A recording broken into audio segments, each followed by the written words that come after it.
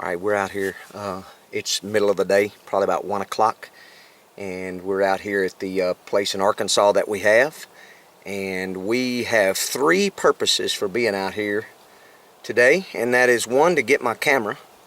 Number two, to scout for turkeys. We're about 2 weeks away from turkey season, so we're pretty pumped about that. And then number three, we're going to try to find some sheds.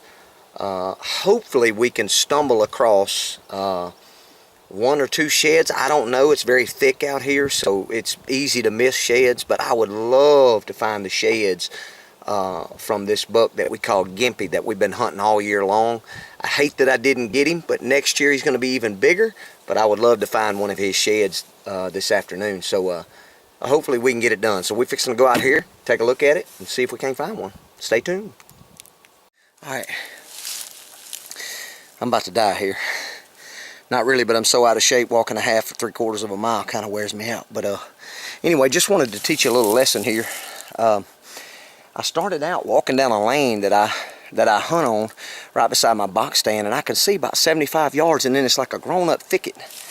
I had no idea what was behind that thicket, but I decided today that I was going to walk down there and see. And when I got on the other side of the thicket, I realized that it was a lane that keeps going. It's pretty thick, but it keeps going all the way to the gravel road where I park. I didn't realize that, and so what that does is that gives me the opportunity now to be able to clear out that lane a little further so I can see further from a deer stand. In case I want to shoot with a rifle, I have a longer shot. I can see the deer crossing the lane. I can see them coming down the lane. So I guess the tip in all of that is, after the season is over, walk your property and check it out real good, and make sure you can find all those travel corridors, all those paths that you didn't know were there but are there. The second thing is, I got to another thicket at the end of that lane close to the road, and I had to go around it because it was too thick for me to get through. And as I was going around it, I'm walking into a pine thicket, and sometimes we wonder how we can walk through a place and not jump deer and so on and so forth. So I just want to kind of show you my surroundings while I'm right here in the middle of this thicket, to show you how deer can actually hide from you. If you'll look around me, you will see that this is some absolute thick stuff.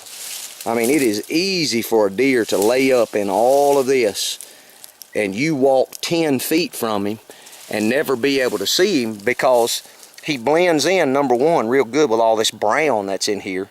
And then it's just so thick that they could just lay right there and let you pass by and you never see them. And so anyway, just a good reminder to walk your place, make sure you know what's going on in your hunting area. And all right,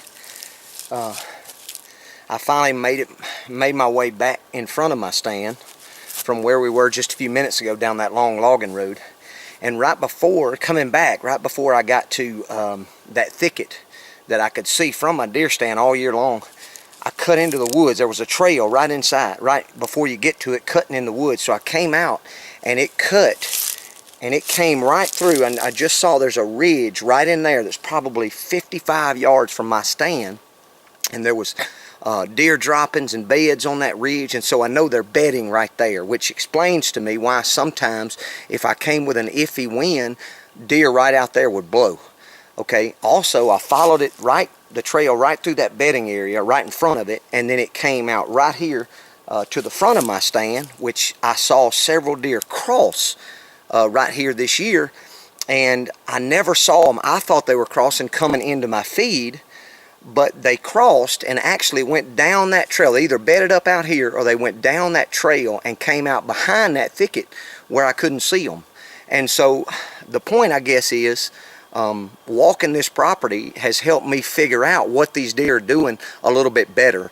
And so now when I trim that lane down there to the front, to the left of my stand, I'll be able to see this trail coming out and crossing that road, and so I can call the deer to my position, or something of that nature. But anyway, I'm pretty excited. I hadn't found any sheds. It's real hard to find them in all this thick stuff, but I hadn't found any laying on the trails, and I hadn't seen any turkey feathers or droppings or anything like that. But I'm super excited to be able to know my hunting area a little bit better now. So next year I'll be able to condition my stand with trimming and planting and things of that nature to pull these deer up in a little close, and I'll know that there are deer bedded 55 yards in front of me, so I'll need to sneak into my stand with no light, which I snuck in sometimes with no light, but sometimes with a flashlight, and boogering deer that are bedded right there. So I'm gonna have to change my strategy a little bit this coming up year, and that's gonna help me have better success on this particular stand, because now I know better what the deer are doing. So just awesome tips. Walk around after the season, checking everything out, looking at the trails, and seeing what the deer are doing. It'll make you a better hunter, I promise you that. Alright, we're back at the truck. We're pretty much done scouting for this afternoon. We were able to find out some pretty good stuff about our hunting area. Hopefully next year our deer season will be a little bit better because of that. But once we walked out in front of the deer stand, we found that trail that was going by that bedding area. We followed that trail on the east side of the lane, and when we got out there, we noticed that there was a ridge that was going kind of perpendicular to the east side of my stand, and there's another lane to the right side that hasn't been cleared. I didn't clear it on purpose, but now I'm second guessing all of that, because they've got a trail that's crossing that lane coming out in front of my deer stand, and so I'll be able to see the deer before they ever get to the front lane, and be ready for them whenever they get to that front lane. So man, I got pollen. This pollen's crazy. Excuse me, it's yellow everywhere. Probably got it all over my shirt and everything, but anyway, so we learned a lot today just from walking around, putting some boots on the ground on our hunting area, and so I would certainly encourage you to do the same thing. As the summer progresses, we will start here pretty quick putting some minerals out, putting some more cameras out, and kind of bringing to you some different scouting, different fixing of food plots, and what kind of deer we've got as they start growing antlers. And so pretty pumped about the season next year. The only downfall about this particular place is the landowner told me that they were going to be cutting the timber sometime. I don't know if that's this coming year or the year after that, but if they do that this year, that's going to completely change the travel routes and everything here. And so I know those ridges will still be there, so deer are probably going to naturally walk those ridges, but we'll just see how the timber lands and, you know, what all thickets develop and stuff like that. But anyway, it'll be fun trying to figure it out. That's part of the process. Trying to do a little bit of scouting and land management and things like that to funnel those deer into your area, so you can put one of them Eastern Axis arrows up in there with that rogue bowstring, letting her fly and getting one. So hopefully we'll get old Gimpy this coming up year. We'll just have to see.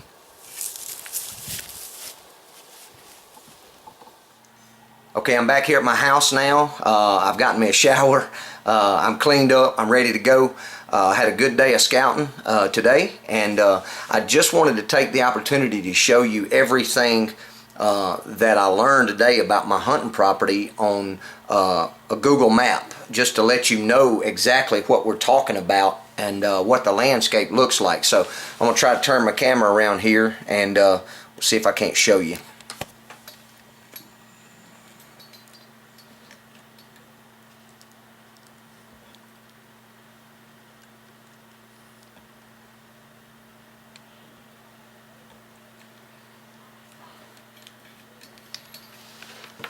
Okay, hopefully you'll be able to see this, but I'm going to try to point it out. But right here is where I park my truck, and I walk all the way up a lane that goes through the middle of this pine thicket. This is just a 60-acre tract of pine timber, and I walk all the way to right here, and you can see right here there's a lane that kind of goes around.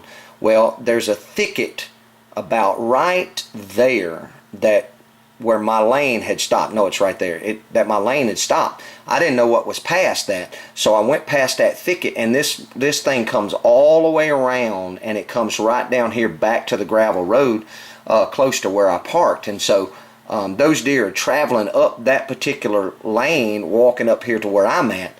And then I found another lane. There's another lane right in front of my stand here, and there's a ridge that I found that runs this way. And the deer are traveling across this ridge in front of my stand, crossing the stand in front of me where I showed you that today. they cross in front of me here, and they walk around behind that thicket, and they either come out to my feed, or they just continue to walk down this lane and come over here. So what that's done is it's given me a good idea of how the deer are using this particular property. They're kind of going from this direction to this direction, and so that helps me out knowing what they're doing, because now I can position myself a little better. I'm going to continue to hunt in the stand right here. I'm going to clear this lane out a little further so I can see about 150 yards instead of 70 yards. I'm going to clear a lane out over here to my right, to the east, to where I can see them cutting across this lane, going down this ridge, and get a look at them before they come across in front of me and either come to my feed or go down this thing.